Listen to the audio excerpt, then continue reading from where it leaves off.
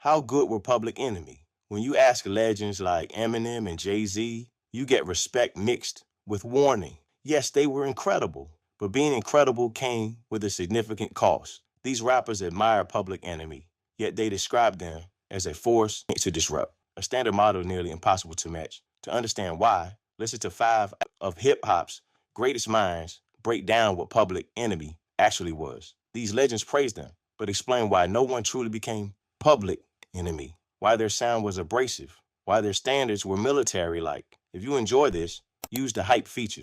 Number 5 is Busta Rhymes. Busta's unique and direct connection was unlike the others. He did not just listen from a distance, he lived it. Chuck D named him Busta Rhymes, making Trevor Smith Jr. one of hip hop's most iconic figures. That naming was direct mentorship that shaped his entire career. Chuck D was the architect of Busta's public identity. When leaders of the new school opened for Public Enemy on tour, it was boot camp, grueling, an immersive education in professional hip hop. Touring, Busta watched military-like precision every single night. He watched the bomb squad coordinate. He watched Chuck D command the stage with rare authority. This was the standard that Public Enemy set. Eric Sadler, one of the bomb squad producers, repeatedly told the young artists opening for them one key phrase: CLAMP, concept, lyrics, attitude, music, performance. When you get all 5 down to a science, Eric would say, then you will definitely be there. That acronym became the foundation for everything Busta did. It was rigorous and demanding. It required excellence in every single element of performance. The touring schedule was relentless, built for standards, not comfort. No shortcuts, no mediocrity. This made Busta arguably the greatest live performer in rap.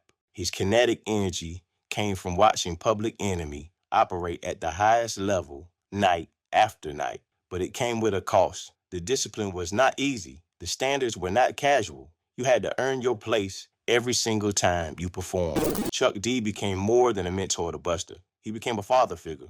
Busta calls Chuck D the mentor and father figure he never had. Someone who has been teaching hip hop culture how to navigate life for decades. When leaders of the new school had disputes over their group name, Chuck D intervened. He made them earn the title. He told them to write a song called Fuck the Old School to prove they deserved that name. That was boot camp mentality. That was how Public Enemy operated. Nothing was given to you. Everything was earned through discipline and dedication to your craft. Number 4 is Nas. Nas approaches hip hop as both a poet and a historian. He places Public Enemy in what he calls the Holy Trinity of the Golden Era. The Trinity includes Rakim, who represented flow and lyricism, KRS-One, who represented education and philosophy, and Chuck D, who represented political power, rebellion, and message. By putting Public Enemy in this trinity, Nas is saying they are essential to hip-hop's definition. He credits them with showing his generation that rap could be more than party music. Without these figures, Nas says, hip-hop would not exist as it does today. Their contributions are foundational and cannot be erased or forgotten. Nas respects this deeply because Public Enemy did something most artists never accomplish. They made political content into enduring art that lasts. But Nas also expresses concern about something hip-hop has lost since Public Enemy's peak. He calls it the political spine. It is the courage to address governmental and social issues directly. Modern hip-hop is not working with the same political spine that it carried in past decades. People buying music now are not looking for that kind of messaging. The further hip-hop moves away from its grassroots nature, the further it moves away from making political gestures at all. Public Enemy never faced this problem. Their political message was the entire point. Their activism was the tool. When Nas talks to Chuck D and other elders, they lament that modern rappers often act and dress like children, whereas Public Enemy represented adulthood and responsibility. Nas respects that posture. He respects that they refuse to be casual or comfortable. Songs like Black is Back showed Public Enemy functioning as the CNN for the community, educated people about history, struggle, and politics. This is something Nas values deeply. He has sampled them extensively, using elements of Welcome to the Terror Dome and Rebel Without a Pause to evoke that militant energy of the late 80s. By doing this, he acts as a curator, ensuring that the voice of the Holy Trinity continues to echo in the modern era. Number three is Eminem.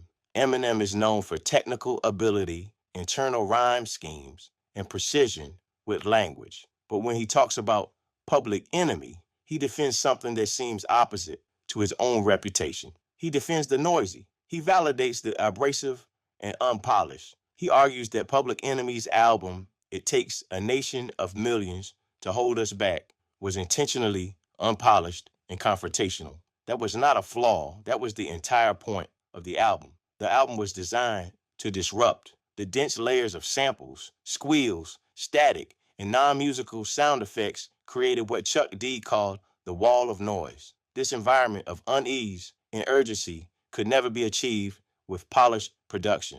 Clean production soothes. Public Enemies did the opposite. It unsettled you. It created tension. Eminem understands why this album still works decades later. It is not in spite of the abrasion. It is because of it. The abrasion is the message itself. Eminem has compared this approach to rock and roll. Hip hop does not need to be clean to be good. Sometimes the cleaner it gets, the more it loses its power and edge. Some of Eminem's own production throughout his career reflected this understanding. He used jarring sounds. He used carnival-like production. He used minor keys to unsettle the listener.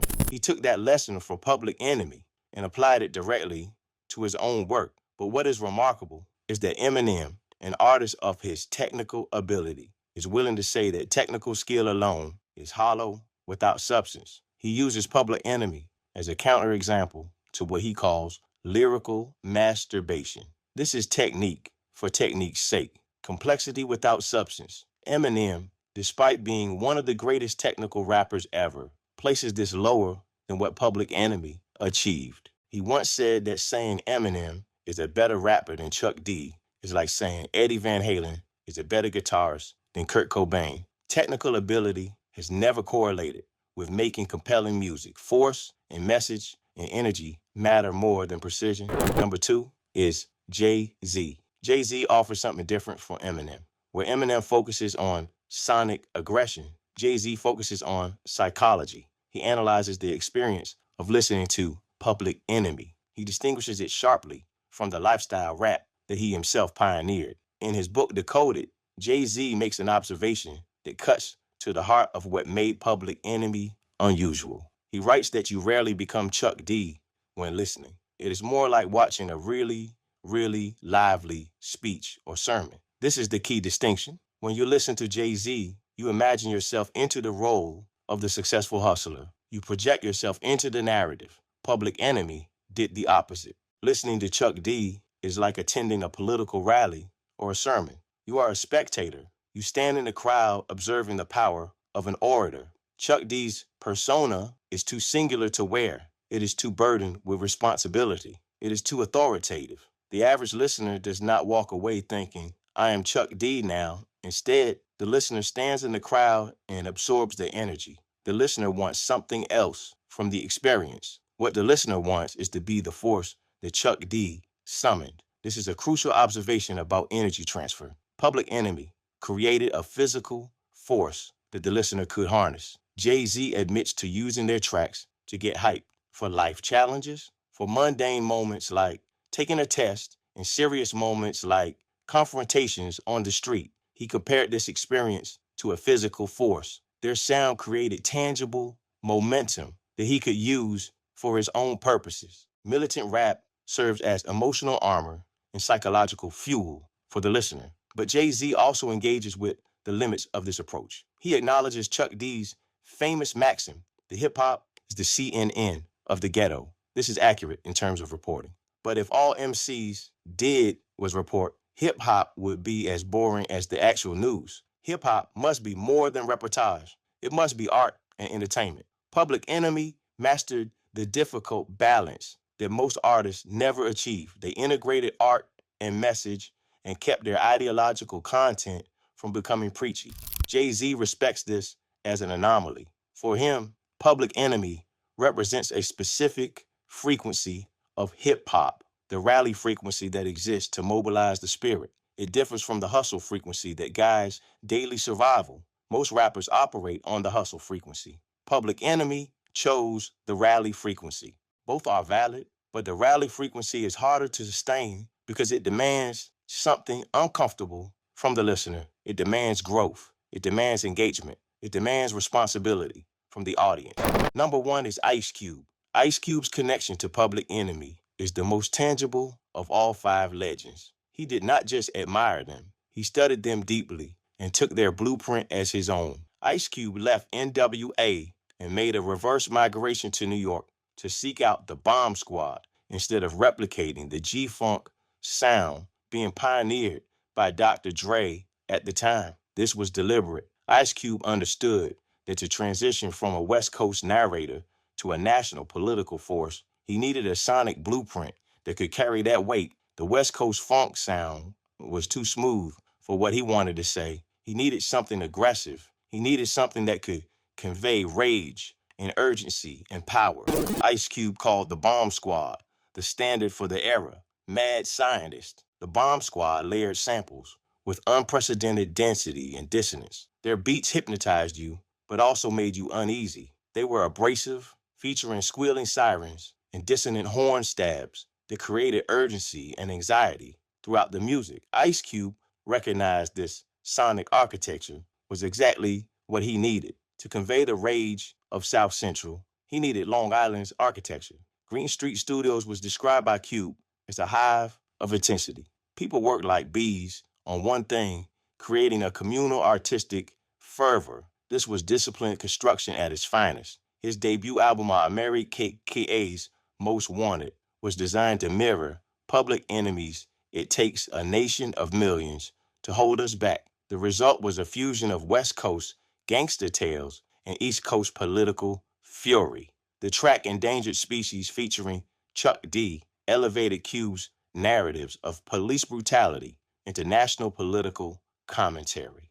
Ice Cube has stated that Chuck D is his favorite rapper because of message and content. His message and content are off the meters compared to any other rapper in the game. By seeking out the Bomb Squad, Ice Cube was submitting his art to the rigorous discipline of Public Enemy. He needed the nuclear option of Public Enemy sound to make his solo statement. The result was an album that critics regard as a hip-hop classic. What emerges from all five perspectives is a unified understanding. These legends represent different archetypes of hip-hop, yet they converge on the same conclusion. Public Enemy was the standard model. They were the infrastructure upon which the golden era was built. Ice Cube used their production blueprint. Jay-Z used their rally frequency. Eminem validated their abrasion. Nas placed them in the Holy Trinity.